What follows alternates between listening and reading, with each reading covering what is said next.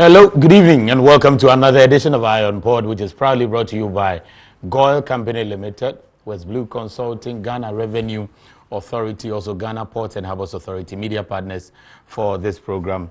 It's a Business and Financial Times, and tomorrow, if you tune into GH1 at 8:30 p.m., you'll get the abridged version of whatever will transpire here. Also, at 8:30 p.m. on Wednesday, on Ghana Television, everything that transpires here will be on there.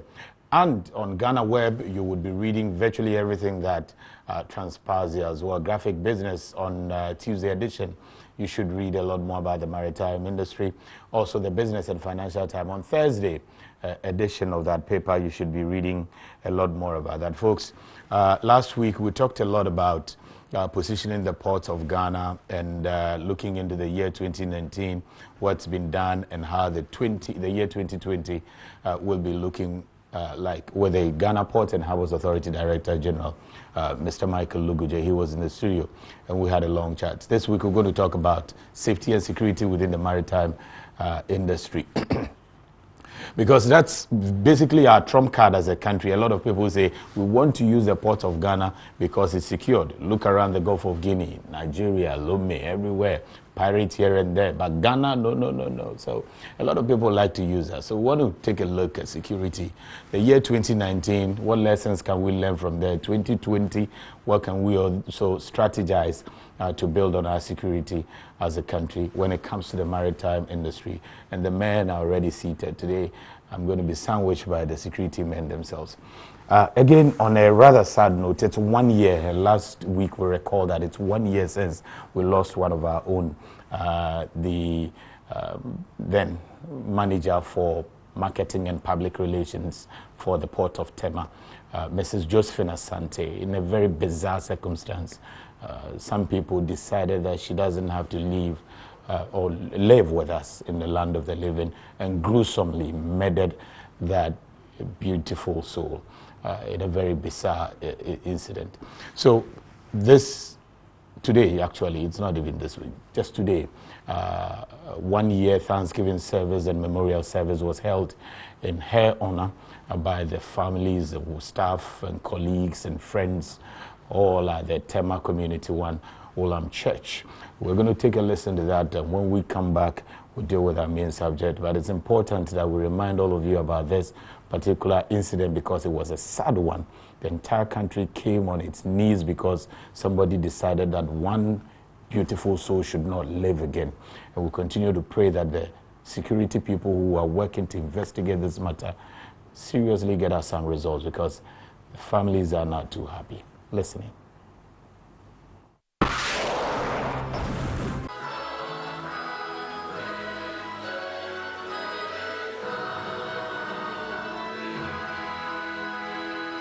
One-year anniversary has been held for the former marketing and public affairs manager of the port of Tema, the late Josephine Asante, who was murdered in cold blood at her MF Estate residence. Family and friends who were clad in white gathered at the Our Lady of Mercy Church in Tema, Community 1, to thank God and also celebrate the life and memory of the late Josephine Asante. A brother of the deceased, Patrick Kusi Edu, expressed displeasure with the slow pace at which the Ghana police is carrying out its investigations. We are very disappointed with the Ghana police on investigative activities, on results of investigations, on products of whatever they have done. It seems that we are just where we left off last year.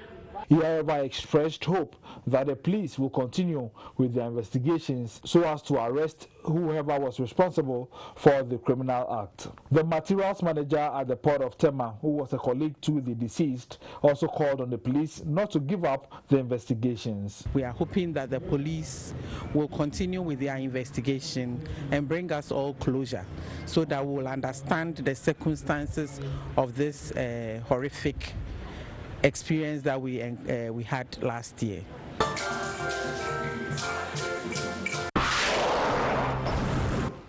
So indeed, closure is what everybody is asking for, that the police will be able to provide this for them. And people, the families can't process that particular incident. People can't just process it, that some people can be that wicked and take away souls in that particular manner. So all we need is closure. I'm sure that when I introduce my guests at the appropriate time, some of whom are colleagues of Josephine, will just have a word on that particular incident quickly. In the meantime, though, quite a number of things are happening within the port and maritime industry.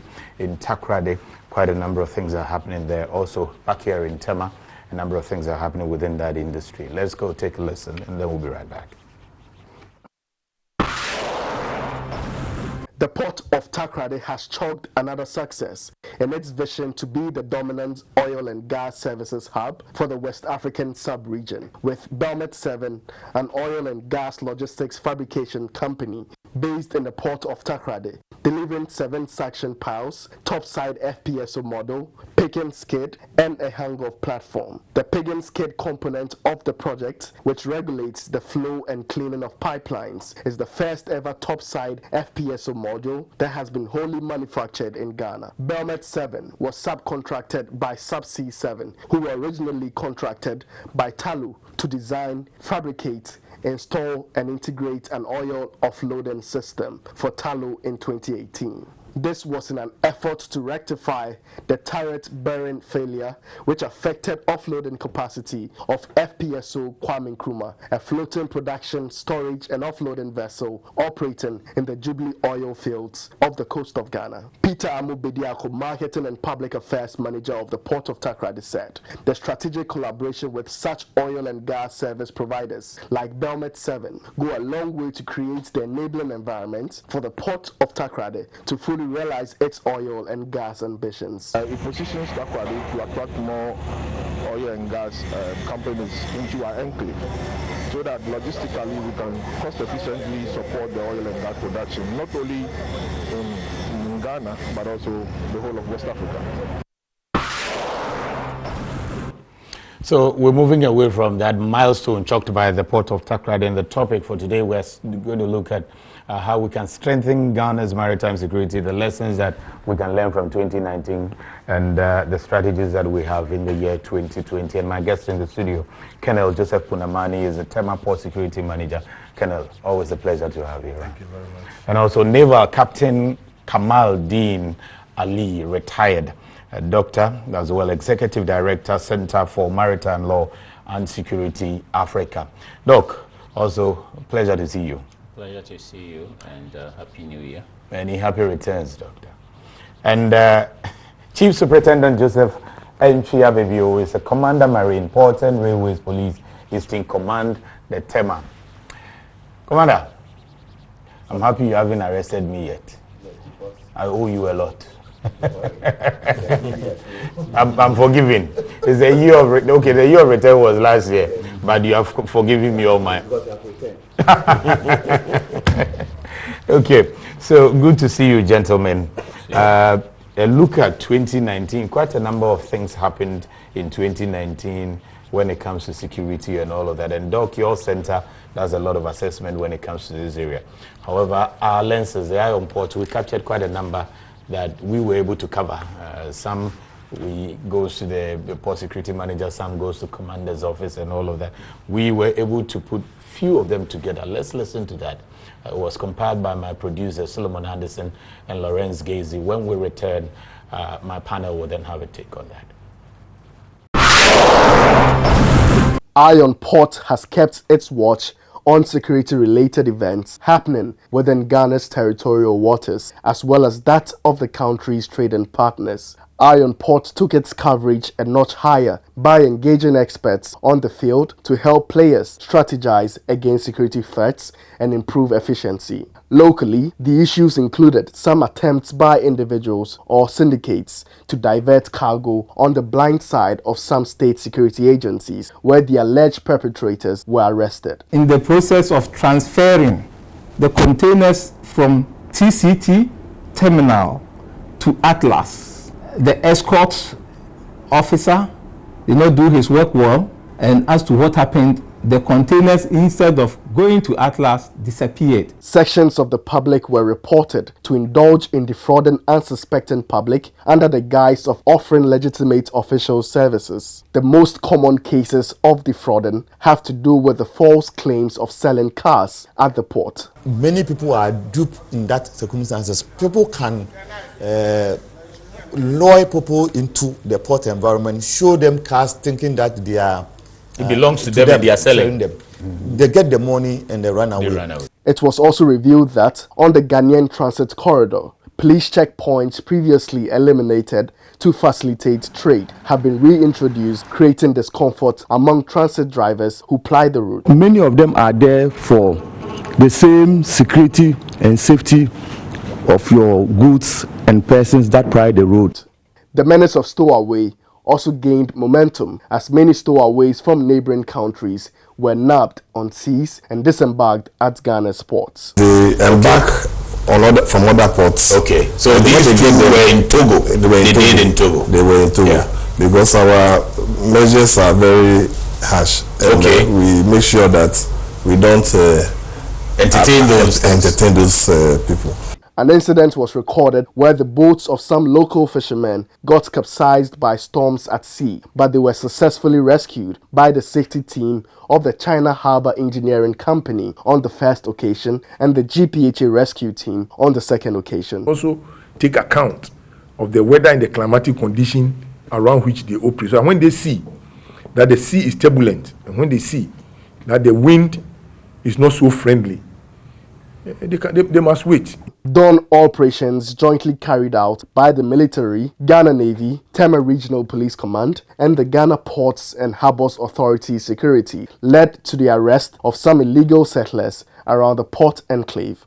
The illegal settlers, who were growing at an alarming rate, were believed to be engaged in trading in illicit drugs and other criminal acts around the port enclave. The Tema Port Security Manager, Colonel Joseph Malik Punamani, expressed his outfit's resolve to continue to chase down these alleged criminals in order to put a stop to the increasing social menace. Again, the Ghana Navy rescued 8 crewmen on board Turkish vessel Paskoy 1 after they were attacked and abandoned on sea by pirates in Nigerian territorial waters. Ghana has not recorded incidents of piracy and armed robbery in its territorial waters in recent years. Same cannot be said about other West African countries, as the Gulf of Guinea is leading in piracy attacks globally. The incessant rise of piracy and abductions were so alarming in December alone. Dryad Global recorded a total number of 57 kidnapped crew on board vessels that were attacked on the Gulf of Guinea. Commodore James Conto, the outgone flag officer in charge of the Eastern Naval Command, during his engagement with Iron Port in 2019, bemoaned the threat the Gulf of Guinea is posing on travelers, but affirmed the Ghana Navy's resolve to ensure Ghana's territorial waters remain safe. We have our own strategy separate from what the civilian agencies are doing to monitor the so there's a lot of force out there. There is Ghana Maritime Authority has also come up with some surveillance systems which they share with the Navy. So anything going out there, they see it, report to the Navy. We have vessels which will go out there and then make sure that we deal with it. He added that collaborations exist between the Ghanaian Navy and the navies of neighboring countries on the Gulf of Guinea to combat the epidemic of piracy and robbery on sea that has bedeviled the region. We are cooperating a lot with our neighboring countries. For instance, the Gulf of Guinea area has been divided into maritime zones so that we can easily share information as to what is going on. Okay, so those were some of the things that our cameras were able to put together and compiled by the producers Lawrence and Solomon. Dr. Kamaldeen, from your center, the Center for Maritime Law and Security Africa, and where you said, how was 2019 when it comes to maritime security? Thank you for the question. 2019 in some ways was slightly better than 2018. Okay. In many ways, 2019 can also be assessed characterized as posing new challenges to us when it comes to maritime security. I see. I'll talk about it in terms of the global, when I say the global, the regional picture. And what we do at SEMLOS Africa, we don't work in isolation. We rely on other stakeholders, public information. It is just the case that we keep a much closer eye on trends and try to see the dynamics vis-a-vis what happened in the previous years and where things are pointing to. At times, figures may not be 100% certain or sacrosanct, but all the same, there are certain figures that at the global and regional level we also accept as we all accept as representing the broad statistics when it comes to that. So by the end of 2018, we generally put the figures as almost 232, between 232 235 incidents within the Gulf of Guinea region. 232. Yes, 32 to 235 incidents in the Gulf of Guinea region when it comes to maritime piracy attacks in the region. Piracy alone? Piracy alone, yeah. So this, of course, placed the Gulf of Guinea high once more, and that has been the trend in the last 5-6 years when it comes to the overall global incidents at the global level. In 2019, we've had a dip of about 8 to 10 incidents. So, but we are still within something close to 228, 226. Maybe the margin, if at all, is less than 5 to 10 incidents. So what this still means is that it is still a major challenge in the Gulf of Guinea region. So for those who are looking at absolute figures, this slight reduction is a very welcoming news to all of us. And that's just a difference of about 5-6 That's a difference of about 5-6 incidents. In many respects, however, it is not too much a welcoming news. In one respect, there's been more kidnap hijacking in the region than in the previous years, which means ransom hijacking, kidnapping crew members, and then subjecting them to a lot of inhumane treatment, and then trying to exact or extract ransom payment. So there has been more incidents this year than in the previous year, something close to an increase of about 20% kidnap hijacking. So this new trend shows that more human life is at risk in the region as compared to the previous year. So that alone is something that can whittle away, if at all we consider the slight decrease as an advantage. This alone has whittled away. So which means that when it comes to lives and people that have been subjected to a lot of inhumane treatment, it's been worse in 2019 than in 2018. Wow. Still talking about the trends also, there have been quite a number of incidents also that we recorded in 2019 that has pushed the pendulum again to another side. For example, at the regional level, we have had incidents in Equatorial Guinea, which we didn't have in the last few years, which shows that wherever the piracy base is, it was able to spread, expanding and had effects. Only a month ago, we had incidents in Gabon, and those incidents are significant because the pirates actually got into the port area of Gabon. I see. We've had incidents in previous years, especially in 2012, 2011, where pirates hijacked quite a lot of vessels, but this was to the other side of the coast of Nigeria. That was in Benin, where they got into port area to hijack vessels. In this particular incident in Gabon, they got into the port, physically on board the port, to hijack people, that were, working at the port? Yes, that were hijack working the people? Yes, they kidnapped them.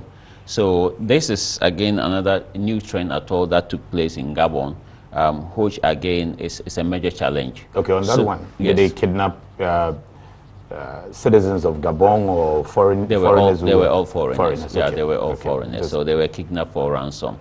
So this, again, is a major challenge. So in terms of the global trends or the regional trends, we'll say there's been slight decrease in number of incidents, but there have been a number of concerns that we need to worry. Yeah. If you were to come locally, in 2018, Ghana also experienced one of its closest incidents whatsoever when it comes to piracy incidents.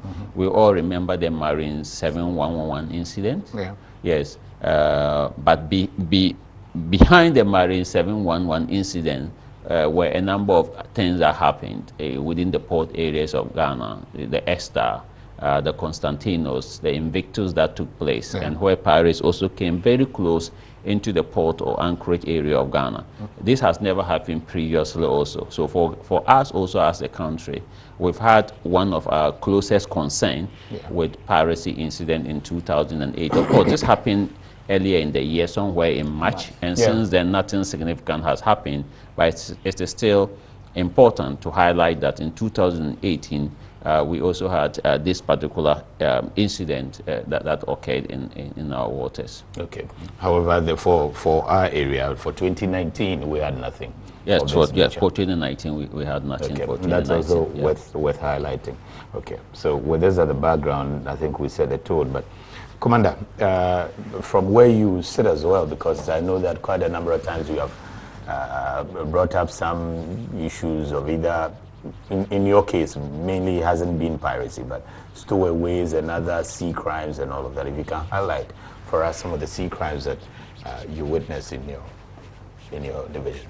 Right.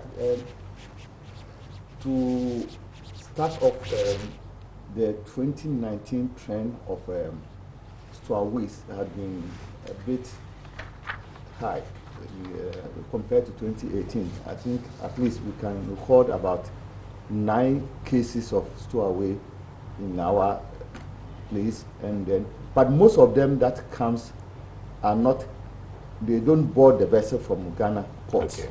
Yes, most of them are Ghanaians that board the vessel either from Lome, from Cote d'Ivoire, from I think Guinea, and when thinking that they are going to Europe, then when they are caught, they look at your nationality and flew them back to Ghana, and then we try them here. Yes. So in about the year under review, we had about 9 cases of stowaways that we have taken them to court, and all of them have been dealt with severally in various forms. Some are fined, mostly they are fined on penalty unit, and then in default they are given custodial sentence. There's only one case during the year that he was fined and also given a custodial sentence, because in his case it was a repeated offender. He had attempted stowaway for 4 times, and the 4th time he himself confessed, and unfortunate for him is I think it's the same judge who had tried him earlier on. He was unlucky. Yes, so it was easy for him to be identified and given a longer sentence. So for stowaway side, that is what is happening. Then, like Doctor said, the experiences of 2018 also help us to strategize for 2019, and that I can say that has helped us for us not to record any incident of piracy or sea robbery within our port area or within our anchorage, and for that matter even within our territorial water for 2019, because that incident of Marine 711, Constantino, Esther, and then Invictus was a clear challenge to the security agencies of Ghana, and for that matter all those who matter in the maritime domain of Ghana, i.e. Ghana Maritime Authority. Also, we sort of form a port enclave security network where we constantly share information and also strategize every day for a week how we can police our maritime domain, and also use the advices from the centers, the maritime security think tanks, so that constantly we also liaise with them to give us updates about their research findings in terms of our maritime domain, and it helps us to plan and execute our strategy in order to not to have this kind of maritime crimes in our centers. And you can record, like he said, from I think September up to December, there has been series of pirate attack, and more because some are as close at our border with the Togo, but in all these cases it doesn't come into our corridor. Yes, because of the strategy and the near incident that we had in 2018. Like he said, it happened in 26 March 2018, and from that on we have to set up and make effort, constant effort in terms of our patrols and monitoring system to be able to help resolve all these things, so that as we normally will attract business community in terms of our port, we need to secure our maritime environment so that those who want to do business with us will feel confident to come to Ghana. And to interest you, like I said, even the PASCO 1, they had to come and do the briefing here. And that tells you that they feel safe in our maritime domain, in our port, so that wherever, even though it happened elsewhere, they have to sail to Ghana port, thanks to Navy who met them, I think, some huge nautical miles to bring them to that port, so that we could come and do the debriefing and also learn from the strategies that the pirates use, so that when we are also debriefing our men when they are going to patrol, we can tell them what to look for in terms of this one. Okay. And apart from stowaway and the piracy that Doc, for instance, raised, is there any other form of sea crime or crime around the maritime enclave that pricks your mind? No, yeah, normally in our sea area, it's rich in also fish resources, and these are some of the crimes that are also committed within our maritime domain. Which is what? Fish? Yes, some of our craft, our craft vessels that go to fishing, sometimes they do dumping in our sea. What is that? That is when they get the fish that they don't need, they throw them back into the sea. Yes, and which is an offense against the Fisheries Act. Oh, I see. Yes. So these are some of them, and some too are light fishing that we know. The Fisheries Act also abhors using light to fish. Okay. And it's a major offenses in the fisheries industry because of the concept of IUU. Okay. So when you commit any infractions in terms of your fishing expedition, it doesn't go with the practices that it is prescribed for you to do fishing, then it becomes an offense. And these are some of the challenges that we also face in terms of our maritime industry during the year under review. Okay, and in that regard, how did we do in the year 2019? Did we get some cases recorded? Oh, yes. We had a number of cases recorded. Of fisherfolk who are dumping back their fish? Yes, from fishing vessels. They are, even in the latest part, at least we have three incidences that were sent to court. And some of them, when you send to court, the Fisheries Act also mandated them to take it to Fisheries Tribunal, Settlement Committee. So, but the police will always deal with the court first. So we'll prepare the docket and take it to the court. And when you take it to the court, the law also mandates them to make appeal to the court and can take it to a settlement committee. And this incident is not for the Tema alone. It happens in both Tema and TAKORADI. And if you recall, there was even a 1 million fine of an incident that happened in TAKORADI, and which generated a lot of interest in our domain. And in fisheries sector, it is not your country alone. It also affects global interest, especially when it comes to tuna and other things. So you must work within the confines of the laws of the fisheries sector, so that your fisheries stock cannot be rejected when it is sent to Europe. Yes. So these are the challenges that we face, and the security agencies are all on hand. And that is why the Fisheries Act mandated the formation of a fisheries enforcement unit, which comprises Marine Police, Navy, and the fisheries officers themselves, to also constantly police our fisheries stock or our fishing industry, so that we can constantly make sure that all our acts that we do as a country are in line with the best practices of fisheries sector. Okay. Colonel, where you also said, I know that quite a number of these practical issues also fall on your lap, because quite often we watch you on the screens taking on some of these stowaway folks. And quite recently also undertook some exercise to raid the port enclave of some criminals and all of that. What do you also recall in 2019 here? Yes, thank you. 2019 was very successful so far as we at the port are concerned.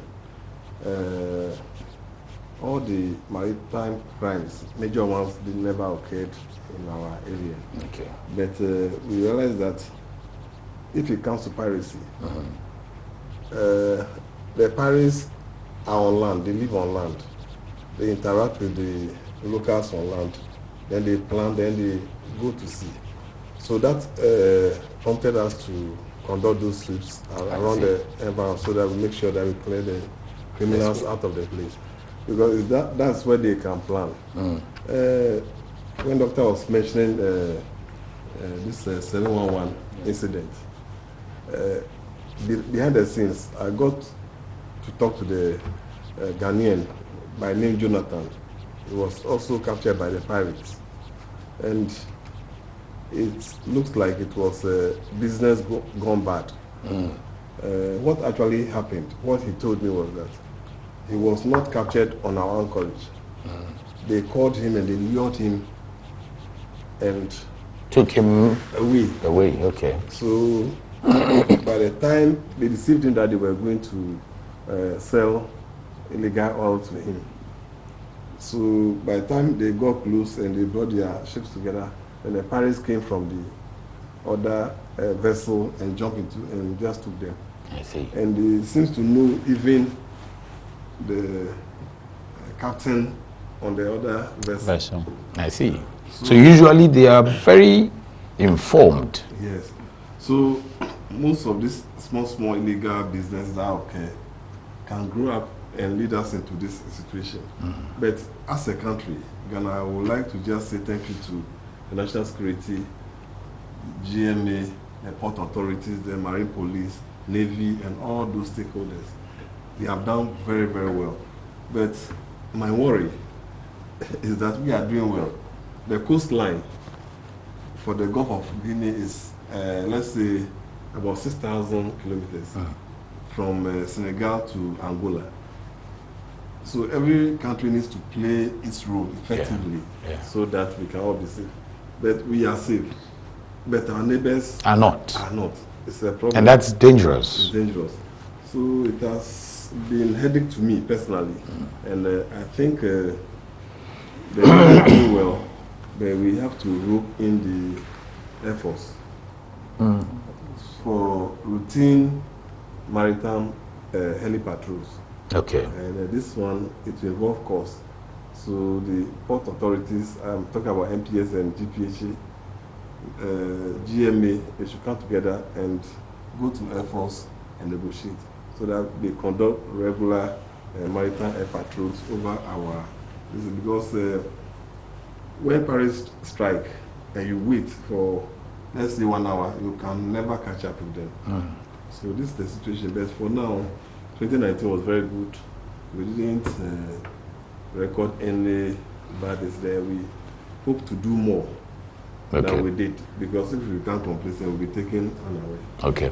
So if I get you right, you're saying that in order to advance a lot further, we need to begin to look at the air space as well, around where we have the maritime area. Doc, is that what you see? Because the thing he said about us being in the middle of the chaos, so there's a lot of record, and you highlighted a few of it, about 200 and you said about 235 incidents of piracy, and quite a number happened just around us, like that, with the exception of only Ghana. There's one familiar observation that people have made. When they are playing ball and the ball hits one particular side, it's always in your your corner. It's always in your corner. If you are not careful, you definitely concede before the end of the match. If they continue to play around us, but we always get lucky, and we are not part. We always get lucky. One day, before we realize they are coming down, what do we do then? No, that is certainly the case, because we already are experiencing the effects of that. Even the pressures are coming to us. The pressures and the effects. Of course, ships are they conduct regional business.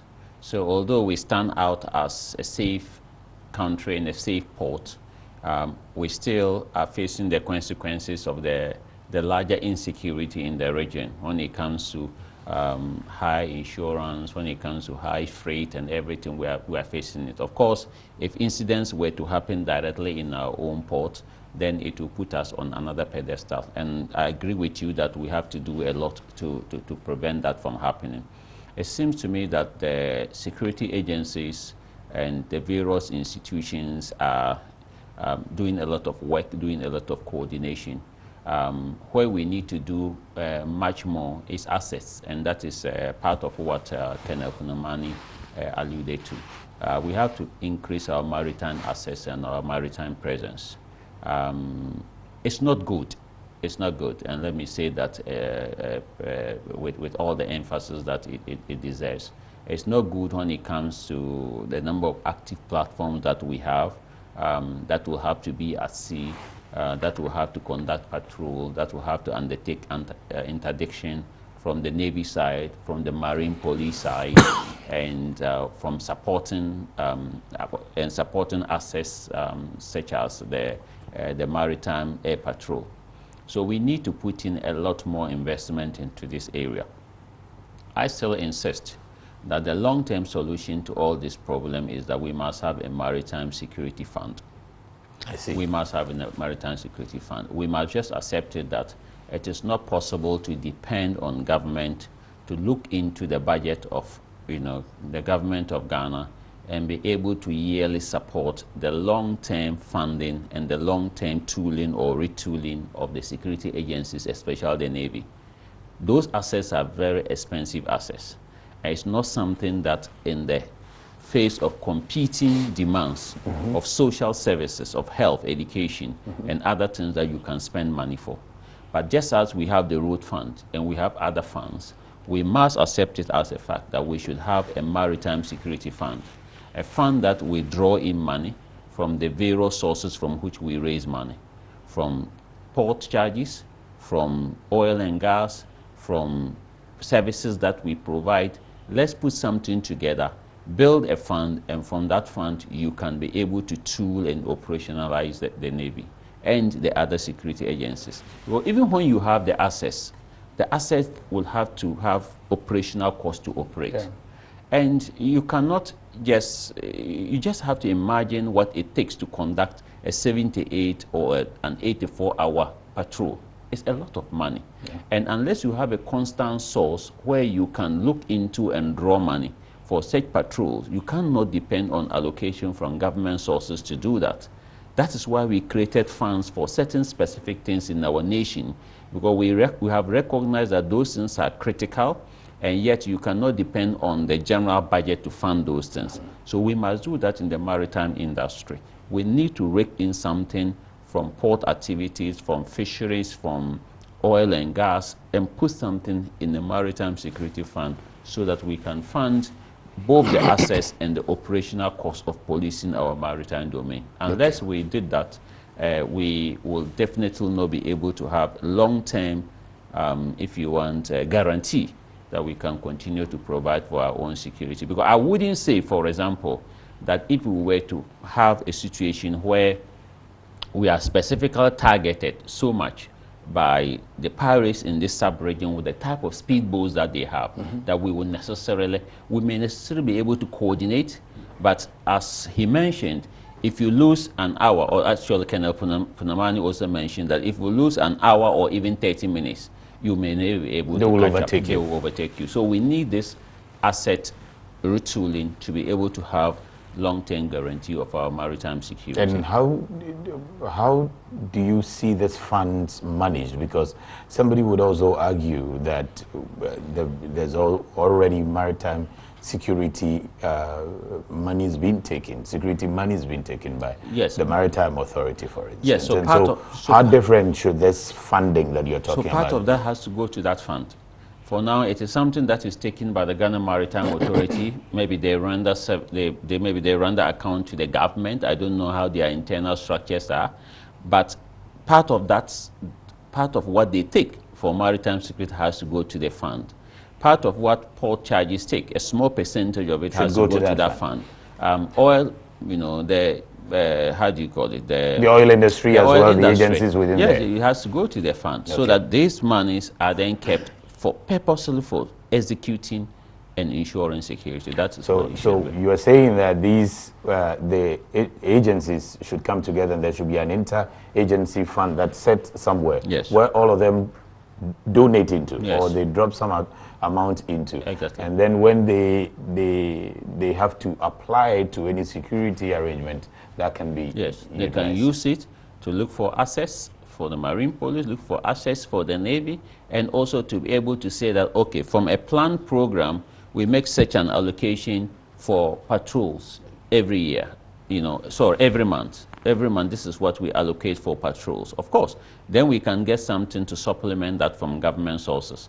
Otherwise, it's a challenge for the security agencies. Talking from the Navy point of view, having spent 20 years working in the Navy and most of the time worked in the Navy headquarters, I can see the operational challenges that is faced by the Navy when the Navy will have to go to sea. It is not anything that is hidden, that for many, many months or for many years, we owed, or the Navy owed GOIL so much money that it came to a point that GOIL didn't want to even give a drop of oil to the Ghana Navy. You know, that is what it is, you know, and that is a reality, because the Navy will have to be relying on GOIL, you know, to give them lubricants to be able to go to sea, you know, and this costs so much that the Navy will then have to be going to government and be saying, can you pay this cost for us? We have a cost of $5 million, 5 million cedis. We have a cost of 15 million cedis. How do you pay this? And we cannot let things continue that way. We must have a sustained, effective, and credible means of funding maritime security in the country. Then GOIL ended up having marine gas oil tanks at the naval, secondary naval base. Yeah, they did. That brings you closer to their fuel and all of that. Yes, and I'm sure that helped the Navy to also get some relief small, but I knew at the time that there was still a major gap. There was still a major gap. So who then would you advise handles or manages this particular funds that you are talking about? Because should it be given to Navy? Who manages it? Because already institutions are taking them. So shouldn't it be the case that the institutions themselves, if you need this, you go for it. If you need that, they provide for it.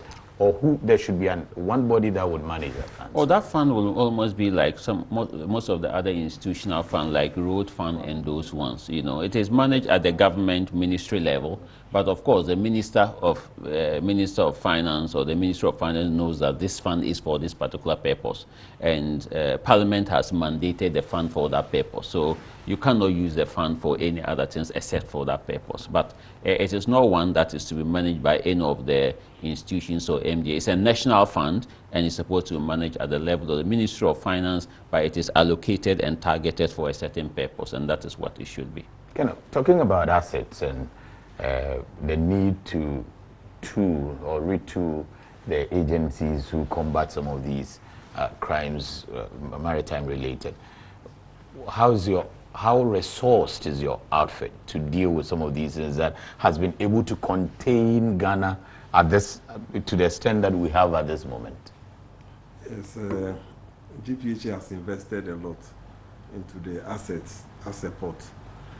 Before you enter the port, we are complying with the ISPS code, and it makes entry to the access to the port difficult by non-port users. If you are not to be the port, it makes it difficult for you to enter the port. This is the first measure, and we have biometric access control. Then we have installed a lot of CCTV cameras. Then the good news is that we've been conducting joint patrols with the Marine Police, National Security, and the Navy. On sea or on land? On sea. Okay. On sea. We do it on a daily basis. But the challenge is that the boats we are using are not fast enough. Okay. Like if we encounter to chase somebody, it's not fast, but the pirates have a sharper ones. They don't come here, so we don't know.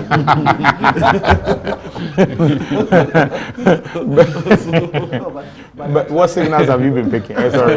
Naturally, if a criminal wants to come to your domain, he studies you, knows your weakness, and then come with a better one. Yeah. So once he's a pirate and he's coming for a purpose, he will come with an equipment well prepared that is better and faster than what you already have. So I'm impressed by the Navy Special Forces. Okay. They are doing wonderfully well, and they also have some speedboats that I've been seeing them helping us to patrol the anchorage. But you know, the Navy controls beyond our anchorage. Yeah. We are concerned about the anchorage. So the vessels we use or the craft we use, we don't go beyond the port limit. But what is happening now, it means that they should go beyond, and they should even patrol along Togo-Benin border, so that those things don't come in here. But since it's happening there and beyond, it's still a matter of concern. So what we need to do, and we are also doing, is that interregional cooperation. Okay. With other listen. I remember 3 days ago we intercepted a vessel that was reported to us by the Nigerian Navy. Okay. That they suspect the vessel to be used as a murder vessel for pirates, because whenever the attack occurs, they see that vessel in that vicinity. So our Navy intercepted the vessel, brought it to Tema Port as I speak now, and investigations are ongoing. But it looks like it's not what they think. But when we conclude, then they will let the vessel go. So the assets are there, but the people the unit that should go further is what needs. They need the support, like my senior officer is talking about. Yeah. The Navy really needs a lot, so that they can do extensive patrols. Okay. And when they coordinate with Togo and Benin navies, then we can keep the place safe. Commander, from your side, I think, was it early this year or last year that I saw the former IGP, Mr. Apietu, launched one of your patrol boats or speedboats. From your side, what are also some of the things that you have that has given you that capacity to handle the security of our port so far? Yeah, but thank you. But you know, Marine Police is just very young. These people, Navy celebrated their 60 years, and we are about. Effectively, we started working around 2013, June. Yeah. So we are barely 6 years about. And like he said, when it was launched with specific assets. We have 2 9-meter boats at TAKORADI, and then we have 4 6-meter speedboats at Tema. And then we have increased it very by the support of UNODC, because they are also interested in drug law enforcement and our reverend line. So they've given us, I think, 3 other silver boats, which is we use it on the Volta River Volta and to patrol the Volta Basin. So basically, this is our asset. The one we are talking about, after we launched the one that we had for the beginning, we had a challenge with the engines and it's inflatable boats. Okay. And you know, our sea is the most corrosive within the sub-region. So the operational cost of it and its maintenance is very huge. The balloons, when you use it often, it's peel off from the base. So we had that challenge, and one philanthropist tried to refurbish it for us, and that is where there was lunch about it. But unfortunately, I think the calculations were a bit not on top, so we couldn't use it much. Okay. You know, it was the base was a fiber, and the top is balloon, and we reconstructed with aluminium. So it changes the construction material, the dynamics of it at all. So when we're using it, we had a challenge, and you know, for police, our first core of duty is maintenance of law and order and the safety of the person. So you yourself must keep yourself safe before you can think about securing other people. So that machine we have decommissioned it. We are not using it. Yes. I see. So that leaves you with what? How many? No, with 3. But even the 3, like I told you, because of it's inflatable. Most of them are. The operation cost has become expensive, and that is why the doctor said, because we are also in the process of drafting what do you call it, national integrated maritime strategy, and as part of it, there are a lot of recommendations, and one of the recommendations is what he mentioned about having a fund that can source by the security institutions that work with the maritime enclave, so that the this kind of operational cost can be, because it's not like you just go and pick it. Every year or every month you draw your plan, your patrol needs, your requirement for patrols, and you can go and then you'll be sourced to do it, so that they can also use it to monitor your performance in terms of our maritime patrols and security of our ports and then our maritime domain.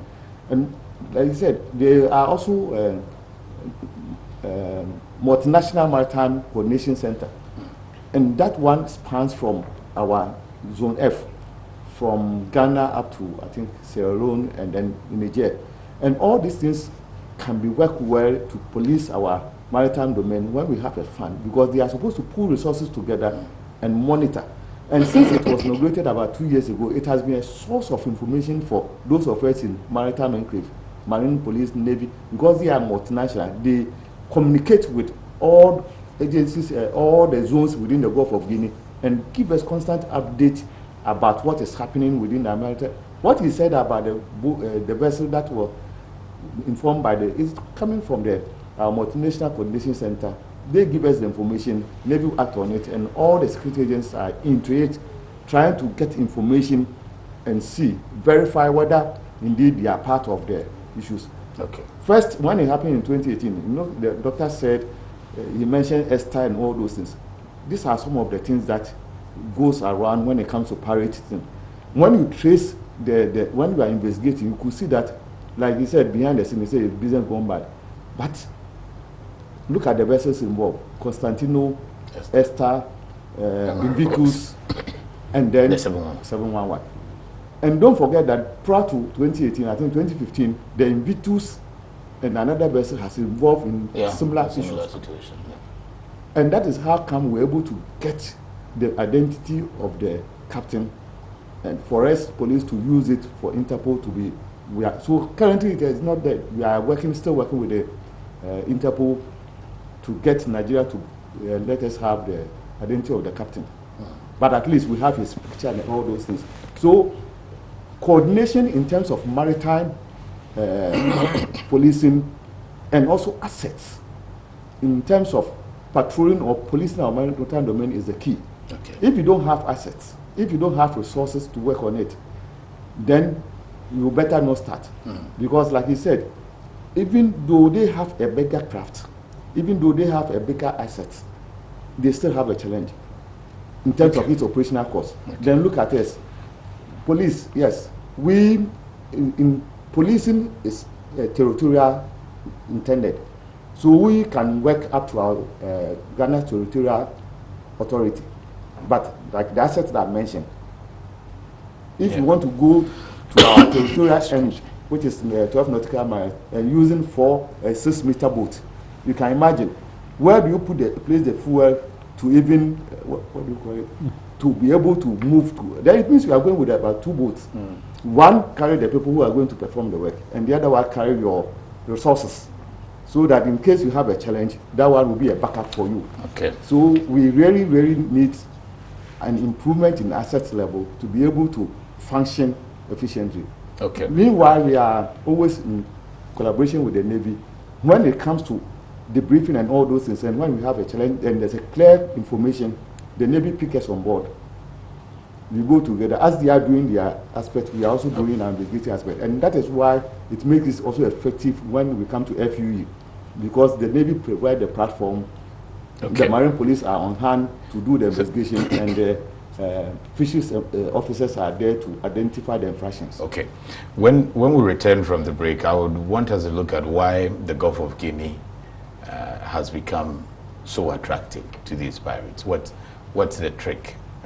Because it looks like they are leading. And then we'll also take a look at the assets they have mentioned, whether this is enough to take us into 2020 to continue to fight and be resilient as we have always been.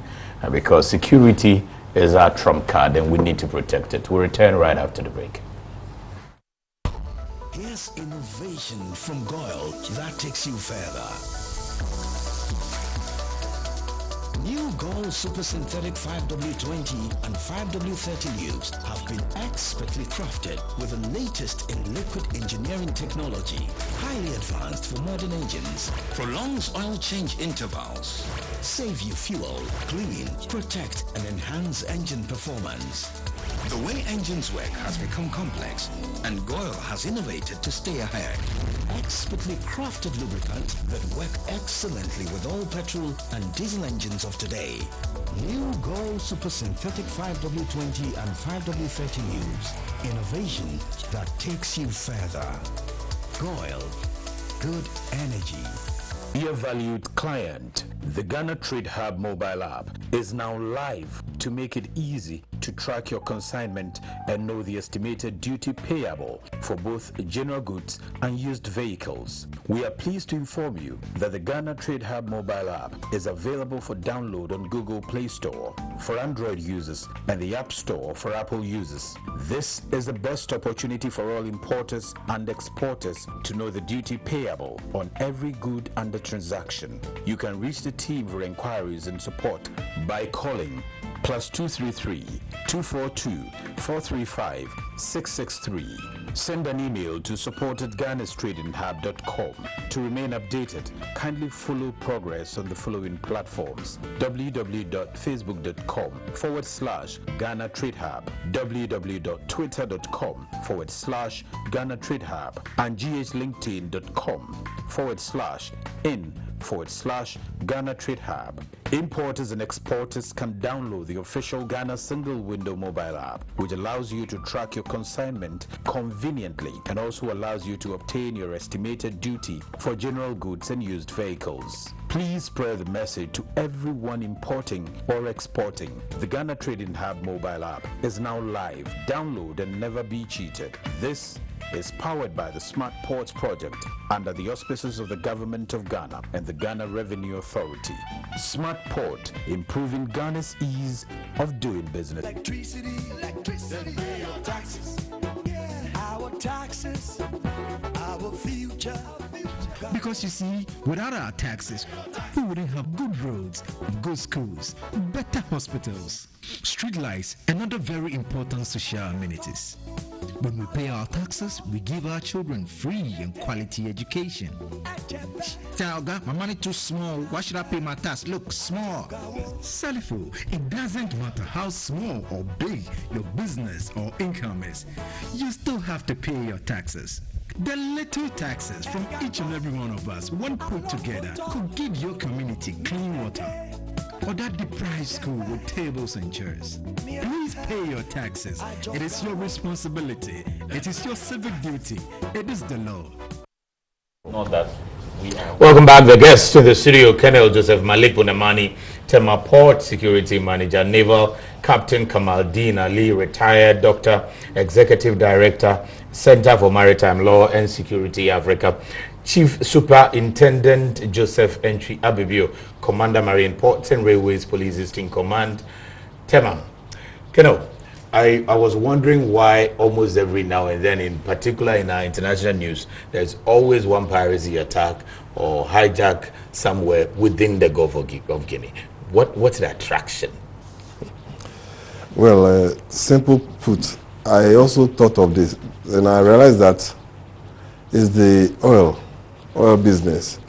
The illegal oil business is what is creating much of the problems. Illegal? Yes, or illegal. Oil business Illegal. The illegal. Okay. Because we were in a seminar somewhere, and the Nigerians were asking, who buy those illegal oils that are taken from their base? Like, they go and sell that oil, and they get market somewhere.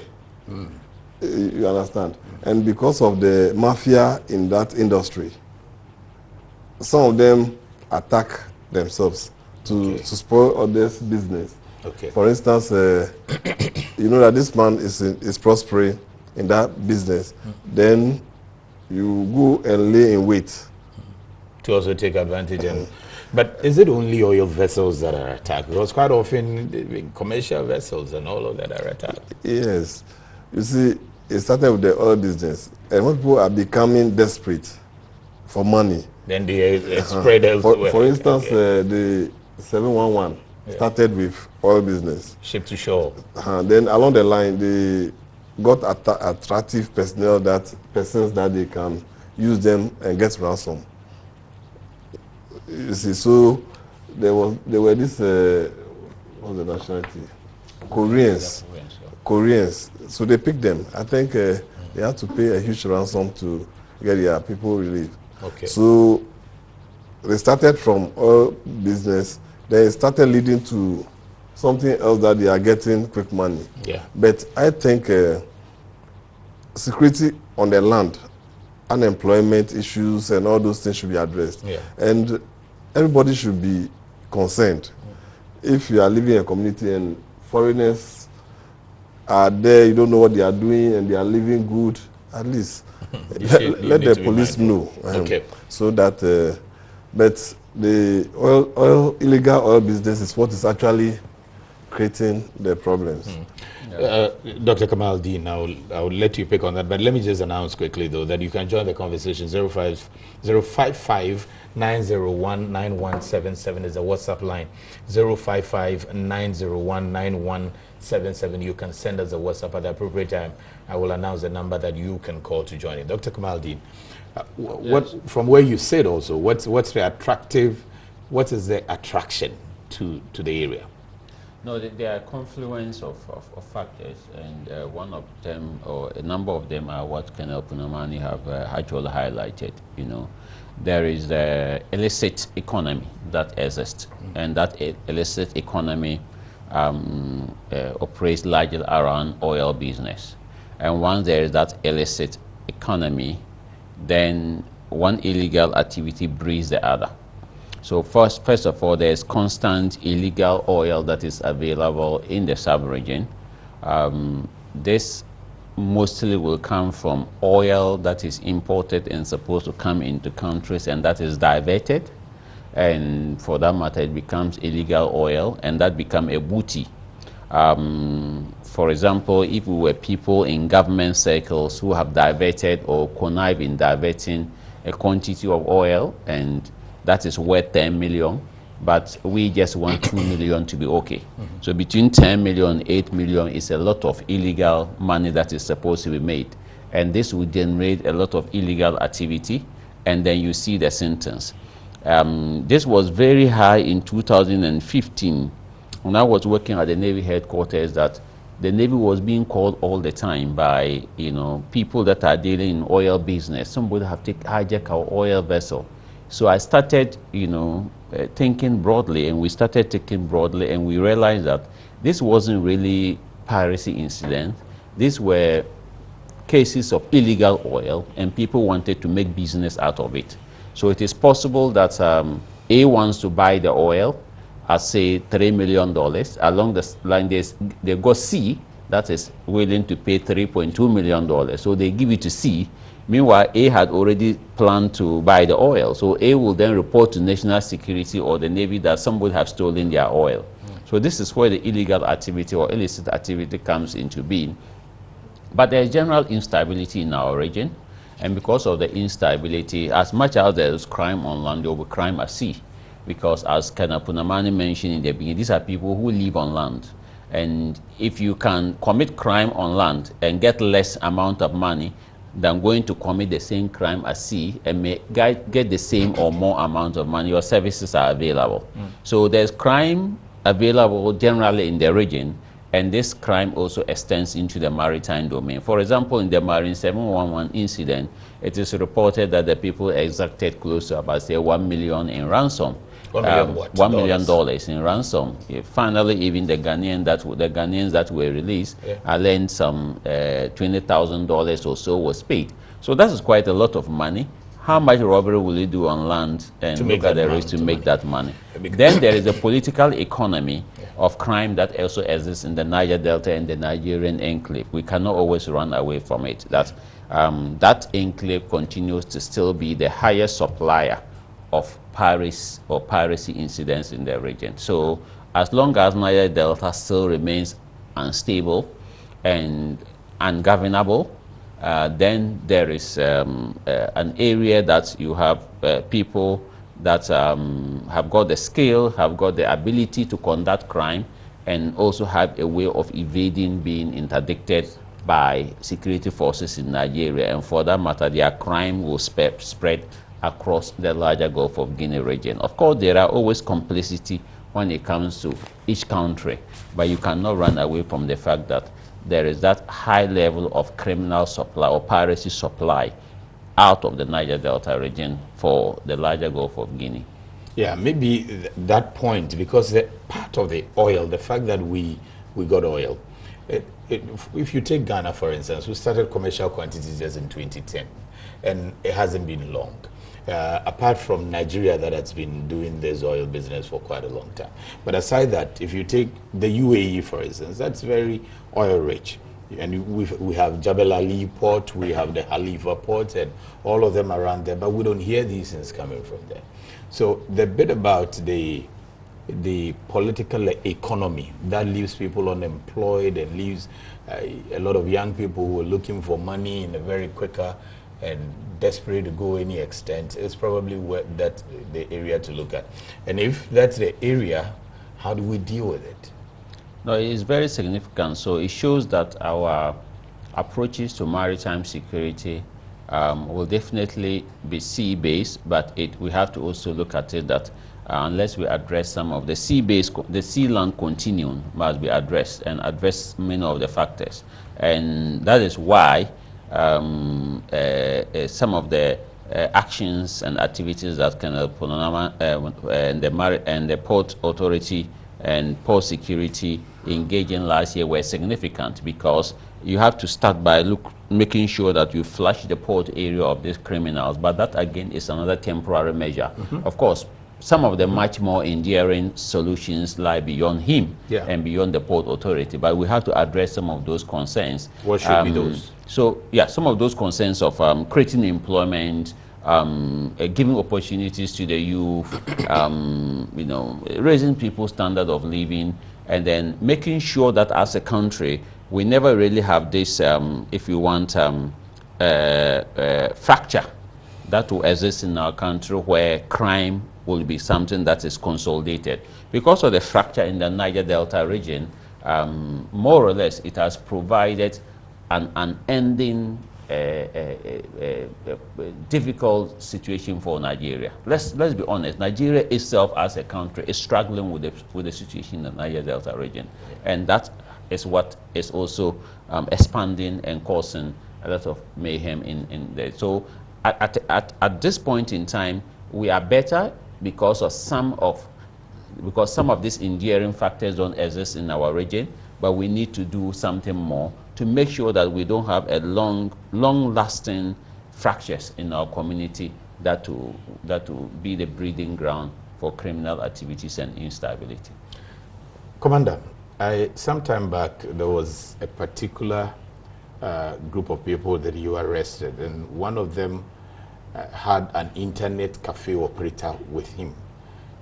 I don't know whether it's you or Kenneth, but this person was dealing with something, and then he said he had internet cafe. He was living in around the Tema area for a brief period, and he was dealing with internet cafe people. Which, to what extent is the community, the Tema community itself, what role should they play in terms of being observant and the people around, beyond the exercise you undertook to rid the port community, the port area of criminals, the entire port city itself? How critical should we take it, and the economy around there as well? Yes, it's very, very important to take critical look at the port city community itself.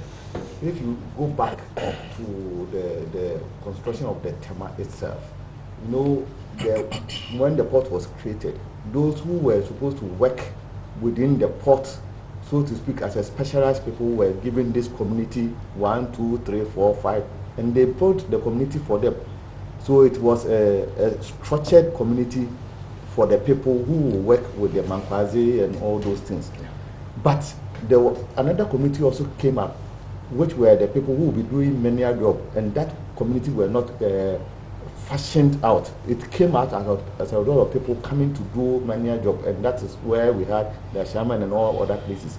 And that is why they also created TDC, Tema Development Corporation, to make sure that they plan the city so that when we have structured city, it is easy to work within them, it is easy to police them. But as population grows, as people find jobs, you are not likely to get that planned community that you think about. And this is what the community policing and all this about. When the community was well structured, it is easy to know your neighbor. It is easy to know whom to police. But now, within the structured community, there are kiosks, there are other habitation that it's difficult to know who is there and who is not there, and what they are there for, and the purpose of being there. So like I said, every planned illegal activity is done within the community itself before it can be executed. Yeah. And possibly those people who will even be engaged in that activity at the port or doing criminal things at the port might not be situated within the port environment. Yeah. Because operating from outside and executing it. Yes. Because normally in serious crime cases, people who work on it, those we arrest or those who are in the chain are the people who are the conduits. But the actual criminals, the actual brains behind it are somewhere, and they work through people to execute their planning and their thinking. Because if it's ordinary pirate who is going to, if you get somebody who knows how to paddle a motor, if you get somebody who knows the navigation system, who is going to find it? If it's an ordinary fisherman. But for them to get a skiff, for them to get this about 400 horsepower outboard motor and all those, it means there's a serious businessman somewhere who is resourced to fund those activities to do it. And that people is likely to even locate himself at a rich community, which is not necessary within our port enclave where we have the junkies and those things living it. So it is important, like Kanapunaman said, whenever you are in a community, you have to be conscious about the people you are living with, what they do and what they don't do, so that your constant interaction with the police will help us flash these people who are becoming menace to our port enclave. Secondly, like Doctor said, political economy or unemployment also breeds people who can be easily recruited to do this kind of things. And it is important that as we don't need to create too much gap, which will give room for other able-bodied people to be used for this kind of criminal activities. We are also to look at our cyber security system, because we talk about internet, and most people now learn through internet. A lot of illegal things are learned through internet, and once they learn, and they will try to execute it or practice it. So as a country too, we have to look at our cyber security structure and know what to do with it, so that we can limit this kind of trend that is coming up. Because like we said, even though we are lucky we don't have those things, but you don't know when it will trigger here. Yeah. And our preparedness, like I said, every criminal plan and replan before he executes. So we are in 2020. What actions are we to expect from the forces and the security agencies, particularly when it comes to land, and starting with you on the land bit? You are in control, so you do a lot of, I see your men do a lot of patrol within the Tema city there, the port enclave and everywhere. What actions are we expecting from you in 2020 to be able to secure this security that we've been touting all this while? Yes, first and foremost, we have to constantly communicate with the community. It is when we share information, first you are likely to achieve results. Because if you don't have information flow, then you are not likely to work for the interest of the people. So first, information, which should be two-way, from the police to the community and from community to the police. Okay. We have to do a lot more physical interaction in terms of patrols, so that when you are visible, in itself, it prevents people from committing crime. And the General Tema Police has made it as a mandate for this year to be more visible in terms of our patrol work. Okay. In our port enclave, we have formed a committee with all the security agencies, and one of them is a patrol on sea and patrol on land. You know, in the Tema enclave, the port enclave, there are a lot of people, interest groups there, and there are a lot of what do you call it? It can be, there will be a lot of internet strike or demonstration. And last year, any information that we get about it, we try to meet them and resolve those issues. That is why we couldn't have a lot of incidents about that. So for our plan this year, we do constant interaction with all the agencies within our port enclave, all the interest institutions like MPS, the dock labor, and all those things within our enclave, to always do outreach with them. Okay. Then our fishing communities, you know, we have Tema Fishing Harbor, we have all the chief fishermen along the coast up to Adan, and all that. We have made a plan to always interact with them, because they are also our eyes and ears when it comes to the sea. They also go to the sea and they can hear and give you information. And I tell you, last year, I think getting to the end of this year, in Aflao, they went on sea and saw a vessel, I think, being painted or so in the sea. And they quickly called our side, we contacted the Navy, and we went there.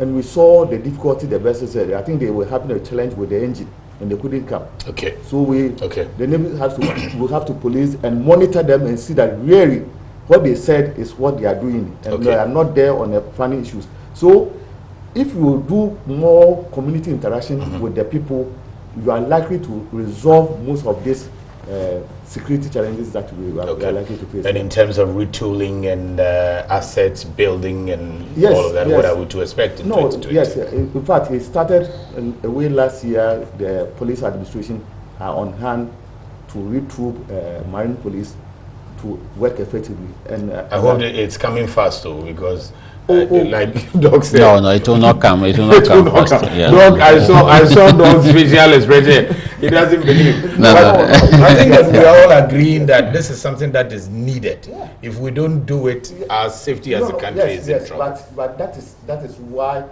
the operators, you constantly have to inform your authorities about your needs. And work within them and see that it will.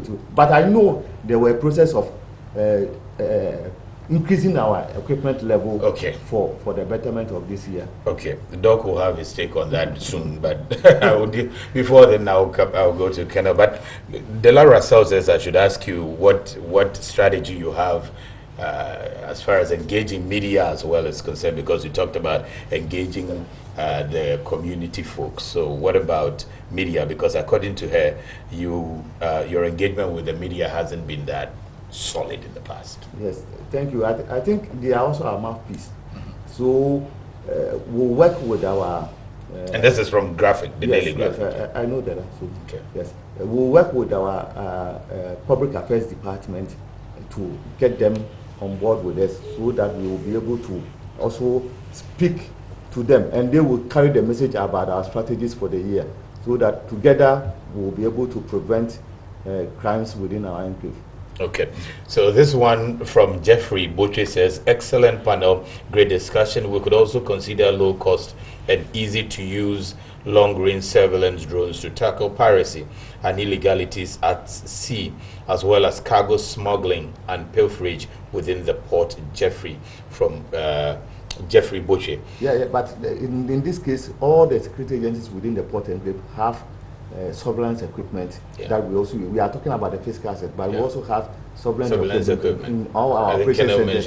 Yes, so that we apart from physical patrols, we also monitor through our surveillance equipment in our operation centers. 2020, what actions are we going to see that we will say that, see, we are still safe as a country, we're going to be still #1 within the region, and we'll protect this position?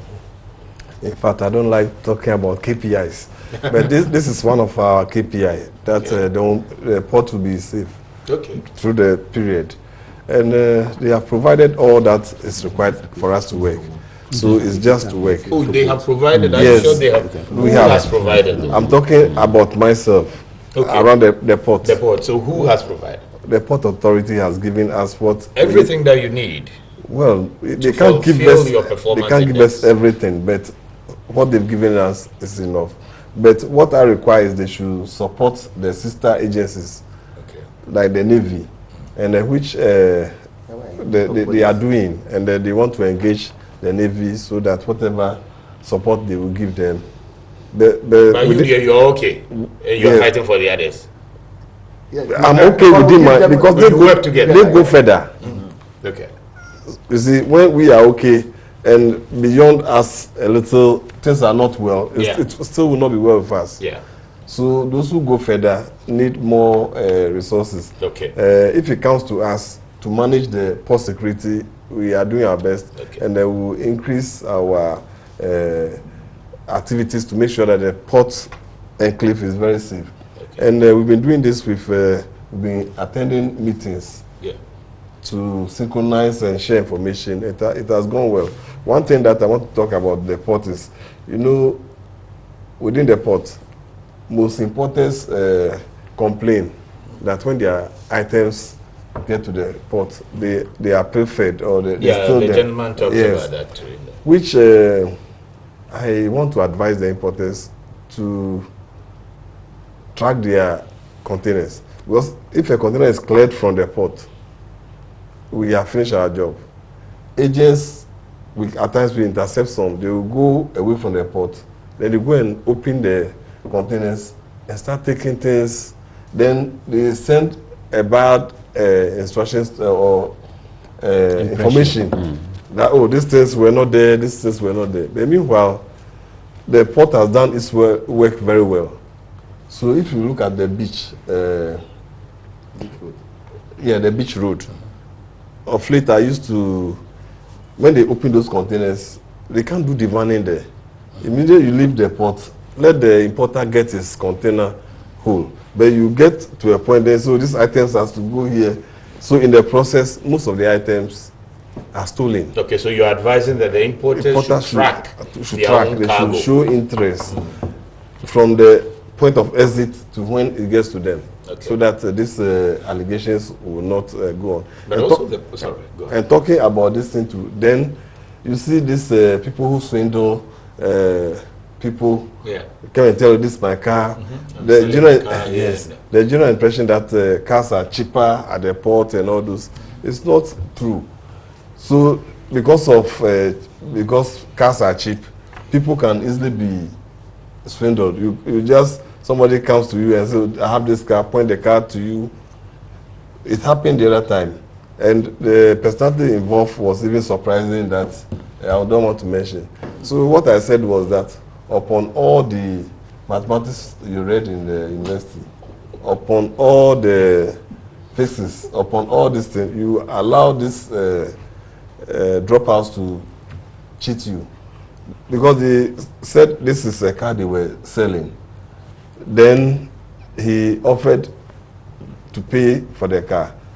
They said, let's go and pay for the car. They gave him the document, they gave him the car key.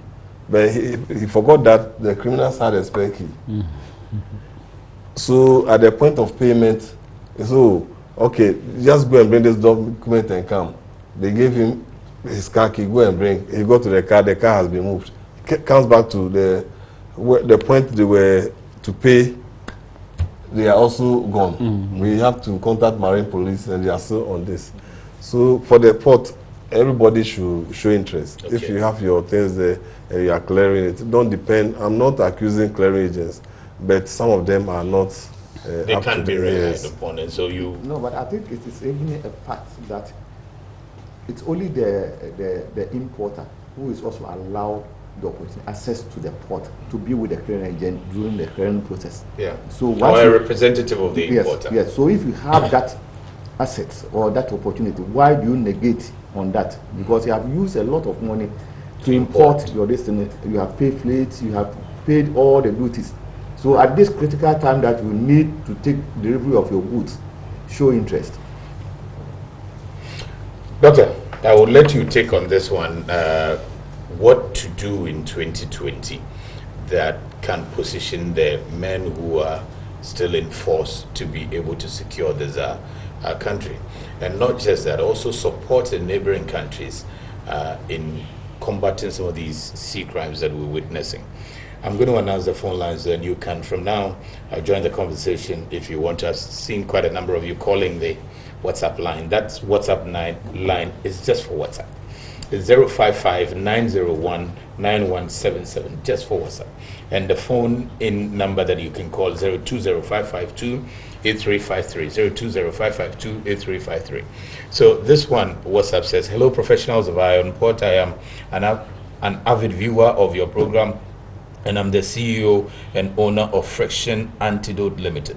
Please pass my phone number to each of your panelists to call me, and I will make a donation to reduce it. Okay, and I will make a donation to reduce the cost of their fuel, oil, other lubricants, improve performance, and so somehow you managed to get me to read this one, but you have to pay a bill if Ohima from Tema says, kudos to maritime security experts on your show and their entire teams. I'd like to find out the roles of the Saladin security as against the GPHS security at MPS Terminal 3.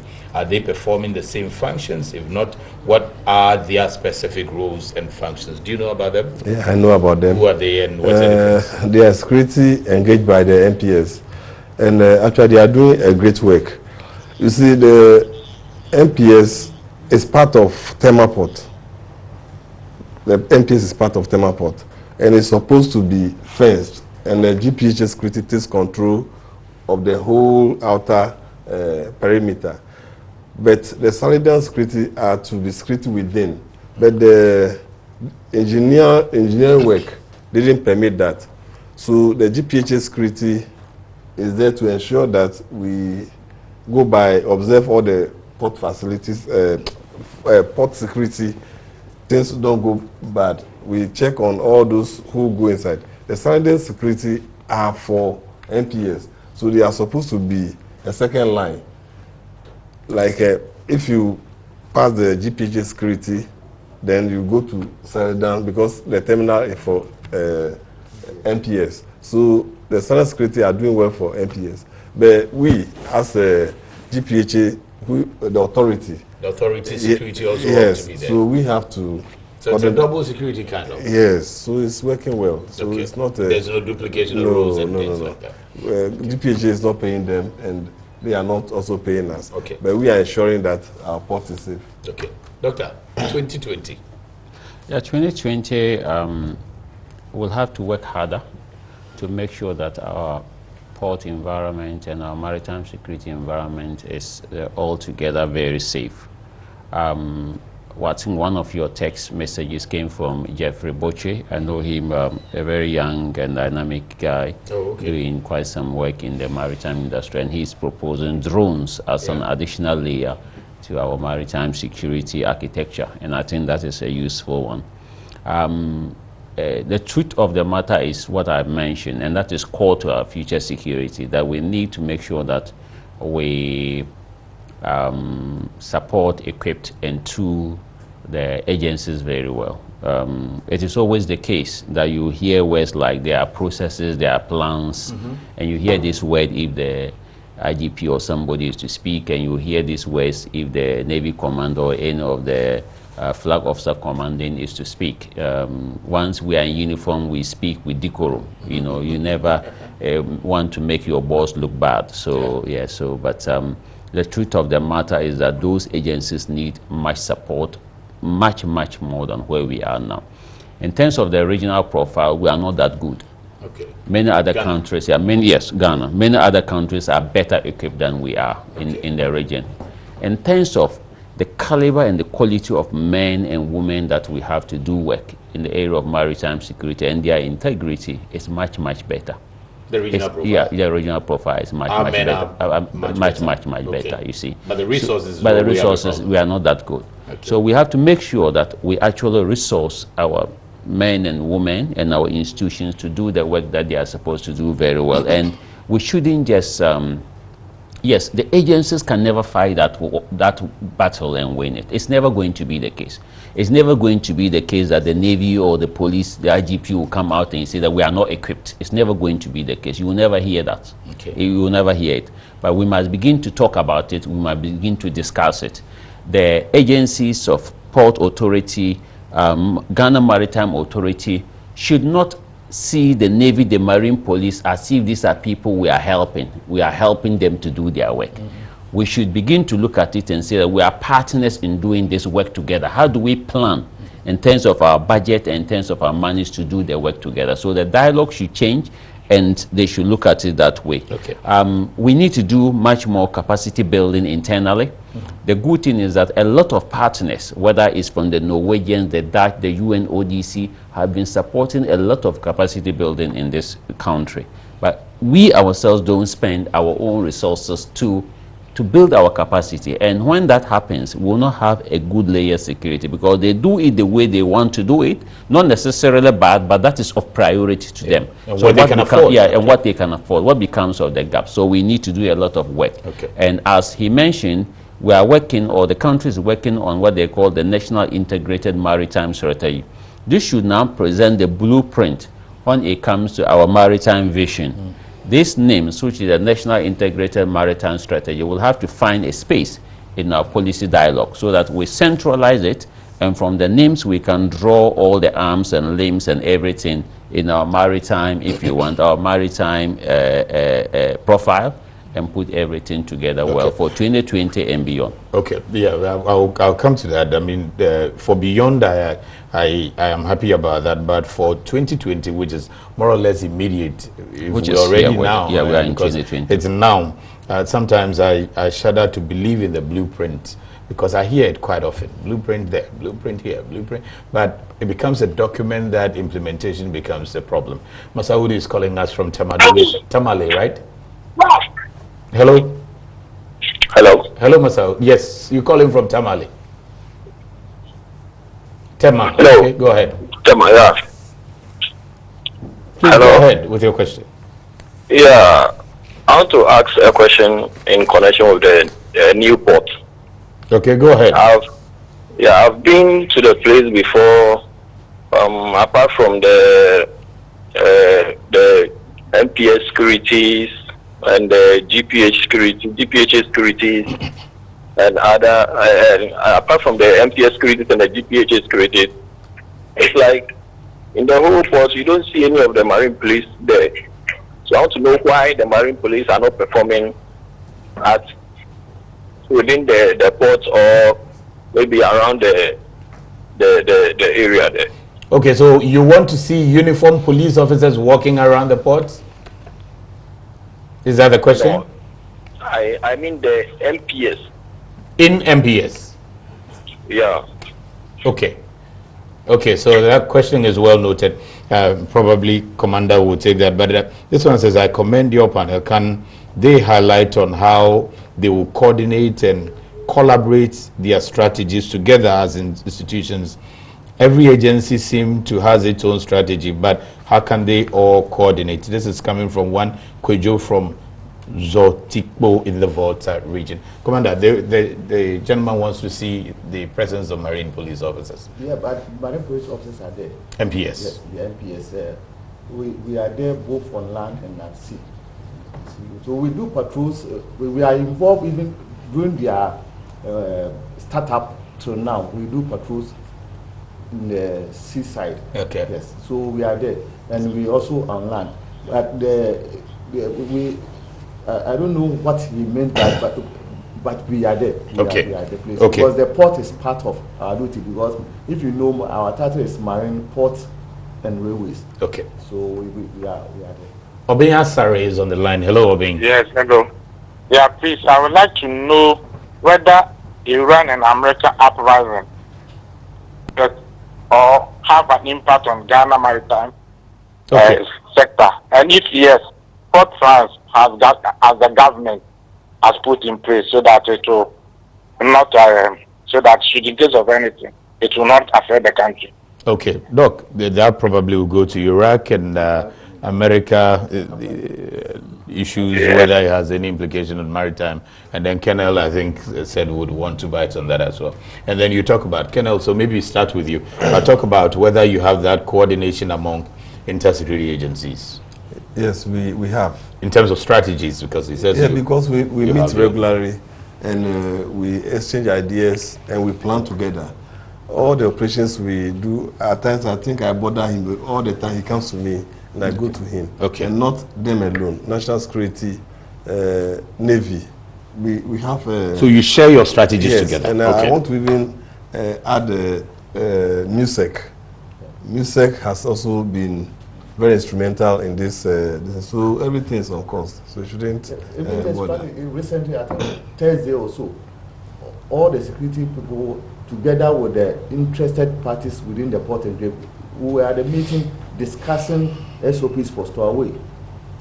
Yes, so stowaway is an issue, then there is a strategy for it. So we were discussing the SOP for it. So for strategy, individual organization may have its own strategy based on its mandate. Okay. Then those of us, all of us in Port and Cape will come together and see how we can execute our mandate so that all of us will be in the same playing field. So we share together. Okay, because you have this JPCU, right? Yes, the Joint Port Community Unit. So this one, Doc, you take the Iran and America bit, but there's an additional one that's topped up for you. It says, as Doctor, looking at the larger security in the Gulf of Guinea in general, does he sincerely think that Ghana is well prepared and probably equipped to fight any such threats? In Ghana, we are good at rhetorics. However, real-time action has always been a challenge. The Iran-Iraq one, do you know the story of how roles are supposed to be shared in the house? Yeah. Yes. Yes. That I think this is what you are doing to me. that you know, the woman, your wife, is supposed to decide, you know, who buys the car, which house you buy, and then the men are supposed to be discussing the big things like Iran-Iraq war. So this is what you have done to me. Yeah. But I think it's significant, but it is far from us. Okay. You know, once you have. At least for now. Well, yes, it's far from us. The theater of the conflict or war is far away. It has also escalated. We are not having anything now. So we don't see any immediate impact, even if the escalation was going on, but it is also very far away from us. Within the immediate region, there will be significant issues because the Strait of that borders Iran is one of the strategic sea lanes, and that's one of the bigger wars actually between Iran and the West as well. Well, Iran has always sought to say that that strait should be part of its territorial sea legally, but that strait is being considered by US and others as an international strait, which means that whereas many other countries have opportunity to control their perceived contiguous zone, which is the territorial sea, Iran cannot do that because that is considered an international strait. So, and it is very strategic. So within the immediate region, if there is war or conflict going on, that point will be there and it will become a major issue for the international community when it comes to shipping. Well, Iran will definitely police that place with, if you want, a ballistic missile or something to prevent America and other people using that place. But that is far from us, and it's not a concern for us. Okay. Whether we are prepared, should there be any action, should there be any piracy, for instance? Do you see Ghana, the way things are, with all the assets, the deficiencies you're talking about and all of that, should we encounter any of these situations or scenarios? Are we prepared? Even in the best situation, security can never be 100%. Be 100%. There are always gaps, and then you begin to cover the gaps. So I wouldn't say we are ill prepared. I just will have to say that we can be better prepared, and I'm always looking at how we can be better prepared in dealing with this situation. Stephen is on the line. Hello, Stephen. Hello. Hello, Stephen. Yeah. Good evening. Good evening, sir. Hello. Hello, Stephen. We can hear you. Please, good evening. Yeah. Good evening, sir. Good evening. Yeah. From what I see and hear, security operatives. Hello. Go ahead, Stephen. Please, are you with me? Yes, we are.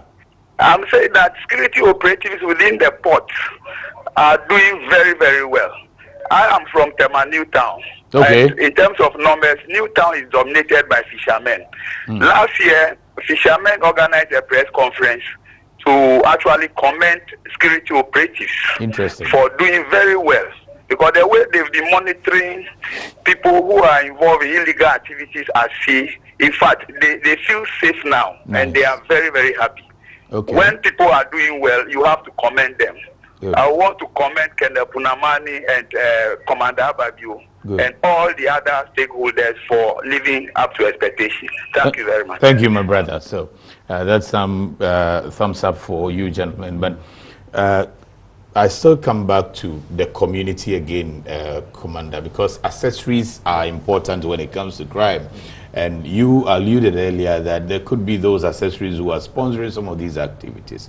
So your patrol within that city may not necessarily, well, you are dealing with the community, helping the community, policing the community and all of that, but it has a wider implication, protecting our seaports as well. So what sort of collaboration and expectations do you require from the people within that port city as well?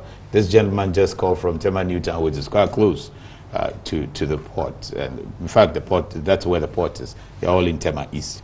What sort of cooperation do you expect from the folks there? Right, thank you. As I've already alluded to, you cannot work, you cannot do security without the support of the community.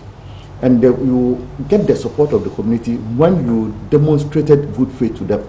And that is what we have done. So the Tema police, taking even the port away, we constantly have engagement with the General Regional Police Command, where we all strategy to give security to all the Tema region. Then when it comes to the marine railways and port, we also have engagement with the community along the coast, where, like Tema Newtown, for instance, there was a point in time where myself, the Navy, the FOC, the Advanced FOC, and those, we have to come together with the port, estate department, together to even do a community service along the Chemu Lagoon, sort of distracting. All these things we do to build the confidence of the community and also to help them believe that when they have information, they should share with us. So this is what we do. So we expect them to give us information, to work with them. Every information is relevant. We are, as a security agency, we can take the intelligence out of it, process it, and make it work. Those which is not of relevance, of course, we will not tell them we are discussing it, but we need information. When we get the information, we know how to use it and to work better for them. I know your jurisdiction is Tema, and unfortunately the panel, the two of you come from, the men in uniform come from Tema. No, but when you come to TAKORADI, when you come to marine aspect, it's not even a Tema. It starts from Uniba. From sea up to Afrao. So I wanted to ask you about those areas, TAKORADI and Co. and all those places, the coastal areas. What's expected? You know, even the marine police, our headquarters is at TAKORADI. So all this strategy emanates from there. Then we all share the same ideology and work for the betterment of that institution throughout the coastline. From TAKORADI, it also starts from Newtown, getting to Côte d'Ivoire up to Uniba. So That is how it is. We know we're faction along the Navy structure. Eastern and Western. So that is how it is. And we all do similar engagement, because don't forget that the geography along the coast is the same. And the characteristics of the people who live along the coastal area quite similar. Is quite similar. Yeah. So we're going to play quite a number of international news, and I can bet you there is some piracy or some sea crime in one of those international news you'll be seeing shortly. Also, the Bank of Ghana exchange rate that you need to know to clear your goods coming out of the port. All of that next. A Brazilian man died while 5 more fell ill as they were sailing on board a heavy lift vessel off South Africa. According to the National Sea Rescue Institute of Durban, the ship called for assistance on January 7, seeking medical evacuation for the crew. On the ship's captain's request, the body of the deceased man remained on board the ship. Based on the footage released by the Rescue Coordination Center, the heavy lift vessel is part of Boskale's fleet and was transporting Petrobras-owned floating production storage and offloading unit. Japanese FPSO supplier MODEC has signed a contract with Woodside Energy to supply a floating production storage and offloading vessel for Senegal's first offshore oil development project. The FPSO will be the first one for Senegalese waters and is intended for the Sangomar field development located approximately 100 kilometers south of Dakar, Senegal. Despite global trade tensions, the South Carolina Ports Authority has the best calendar year in its history, handling 2.44 million TEUs in 2019, a 5% increase year over year. As informed, SC Ports handled 1.38 million pier containers, as measured by the total number of boxes handled at the Wando Welch and North Charleston terminals in 2019.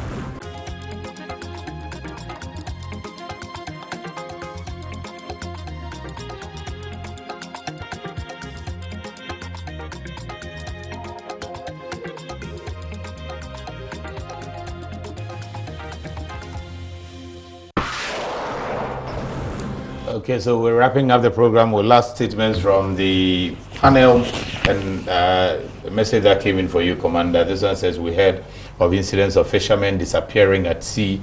Do you as a unit have any community engagement program together with Fisheries Commission where the people are sensitized on security and safety? Is there a plan like that? Yes, there's a plan, and we have been doing that. I've told you that we do a lot of community engagement with the fishing community. So this, we are not, we will not change that strategy, because even the policing itself, we have seen that when you do community policing, it's much better than doing the reactive type of policing. Okay. And when you take Tema, for instance, since I joined the Marine Police from 2014 in Tema, every year the whole Tema region engages the business community within the Tema region, and we go to their places. When we finish with their interaction, every unit do its presentation to them. Then we leave them with our operation center numbers, so that when they have difficulty or they have challenge, they can call into our ops room for a quick response for them. So the same thing applies to when it comes to the fishing community. We have been engaging them, and anytime there's a major event that is coming up, for instance, when we're to start this cruise season, we did a lot of engagement with the fishing community. Okay. So it's something that we do, okay, and it's something we are not going to change from now. Okay. Yeah. Fine, your final words. I know that you also had plans for some drones and all of that. Are we to see a lot more action in this direction in 2020? Yes, 2020, like I said, we will continue to work harder than we've done before. The drones, I think GMA has acquired automatic identification systems. In the Ghana Maritime Authority? Yes, which is supporting the port operations. And we have plans of acquiring drones. It's already put we in means who? Yeah, put in our we budget. Means who? The military? Who? No. Now I'm not talking for military, I'm talking for Ghana Person. I want to be clear. I want to be clear. Okay, so you mean that they have plans, the Ghana Post and Harbour Authority has plans to acquire drones. Okay. I think they've gotten some small ones for Iron Port, which I can see them using it. Okay. But they want to get the heavy duty one for our security department, so that we can monitor our anchorage and go further, so that we use it to support in information sharing. So no fears, 2020 we'll confront it head on, and everything will be okay. Last year, I don't know if you remember, we had there was a inter-agency security kind of simulation. I don't know if you remember. Yes, we all met at the naval base and all of that. And there was a lot of training. Yeah, we'll do some. We'll do again. Is that coming up again? Yeah, because that really helped. We are required to do it at least once a year. Okay. So that one is for the ISPS. For ISPS, if you ask Doctor, the GOGMI and the West African, this Yondi Code of Conduct and all those things gives mandate for occasionally, because we can't have the multinational coordination center without all the agencies to coming together to do stimulation exercise to ensure their preparedness when an incident happens. Okay. And if we don't do that, if we don't do these tabletop exercises, then when there is an incident, you will see that everybody is going his own way, and there wouldn't be any coordination.